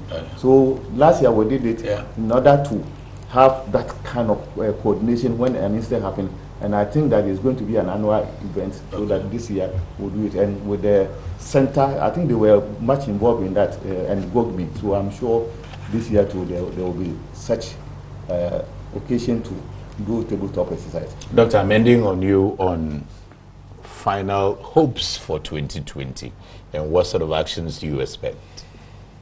Briefly. I look forward to a more robust security environment, but also a more holistic look at our maritime environment. So far, because this is about port and shipping, we've been talking so much about port and shipping, but we have to pay so much attention to our fisheries. Our fisheries are in serious decline. And what that means is that if we don't address the decline in our fisheries, not only are we denying fishing communities of our livelihood, but we are increasing the tension, and we are likely to create what I call the dirty littorals into the future. And with these dirty littorals into the future, we'll have crime within our coastline, and this can spill, and we will have a much more difficult situation to look into. So broader look into our maritime estate, including fisheries, is important. Commander mentioned the issue of the fishing observer, but I think that fishing observer that got lost, we are still having a lot of unanswered questions, and it is important that we look into the issue critically and bring out a lot of information so that we will address such incidents or prevent such incidents from happening into the future. I think my last comment, if that is supposed to be the case, is also to highlight the fact that we lost one of the gallant persons that have served the maritime industry and maritime security, I'm sure, for many years. Admiral Kwashi passed away this week. And I think that people like them have served so much maritime security and the maritime industry that I just remembered that one will have to spend a moment to appreciate what he has done and what his other colleagues as Chief of Navies, in this case he became also the CDS, have done in serving our country, and to say that it is with sad note that he has departed and left us, but his service to the maritime industry and to the Navy and the Ghana Armed Forces, and this case I'm talking about the maritime industry, I'm sure it's appreciated. Yeah, definitely. And Colonel, your colleague as well, Mrs. Josephine Asante, also the 1 year very gruesome murder, and we played the Thanksgiving and Memorial Service earlier. Yeah, we actually still sad about that incident, and we think that we should get to the conclusion of it. And I believe the police and those investigating are doing all that they can to unravel the mystery behind this gruesome murder. The Port Authority have offered to assist the police and the security agencies to conclude this matter, and I think they will do their best. And we are happy to, I'm happy to hear that one of the tugboats have been named after her. So it means that we acknowledge her, what she did for the GPHA, the country, her contribution to the GPHA. Okay. So let's all pray, and most of this investigation, they require information. Okay. So any bit of information that can help, you see people keeping information and they will not get to the right source and be grumbling. Okay. So I think let's get closer to the police, and whatever information we have, we give it to them. Okay. Then we conclude this matter. Okay. Commander, you also want to say quickly, because my producers are running me out. I have to extend my condolences to these two people. In fact, the lady at the port, Josephine, was also my friend. Yeah. And so, and when the incident happened, I happens to be the first person even to be called. Yeah. So we still hope that in the coming days we'll be able to find solution to the causes of what happened. Yeah. Yes, and I also extend my condolences to Ghana Navy and the family of Admiral Kwashi. When we joined them as a Marine Police, we have been a lot of interaction with the Navy, and we have been part on studying their history, and we can't mention the history of Ghana Navy without mentioning Rear Admiral Kwashi's name. And I think that at this time that we are talking about maritime security, it's fit and proper to also extend my condolences to their family. Okay, let me also thank my technical producers, Bosompra, Henry, Jones, and all the people. This Zoe, 2019, you've been wonderful working for us and making sure that we do everything and get this program running. In the year 2020 as well, we believe that you want to continue to help us in getting this done. Also, the management of Metro, Nathaniel and Yao Bonsu, Madame Yaira, and everybody, we thank you. Paul Adomoche, Randy Abbey, for supporting this program. Also, my producers who continue to work hard for the program to come to fruition: Solomon Lawrence, the cameraman and technical people, Robert Nyantechi, Joe Bone, Joe Lavo, everybody, Frank, my man, working tirelessly to ensure that this is done. And all the cameramen, some of them marrying fresh and watching me, looking all fat and nice. We thank you very much for making the program. And also our sponsors, I have to say again, Goyle, West Blue Consulting, also GC Net, Ghana Revenue Authority, Ghana Port and Harbours Authority. We always appreciate the support to make sure this program continues to run. The executive producers who, with their brains and technical advice, continue to make this program happen: Mrs. Esther Jebidonko and Mrs. Nanesi Sudberg. Always a pleasure. My national service folks, I've given them several surnames, so I don't even remember their their proper surnames anymore. That is Ibrahim, as well as Kalsum and Betty. All of you, we appreciate you and all the good jobs you are doing. I always tell the national service people, do good job, and one day you become like the minister, because he also did a service at the port. Thank you for watching. We'll see you next week.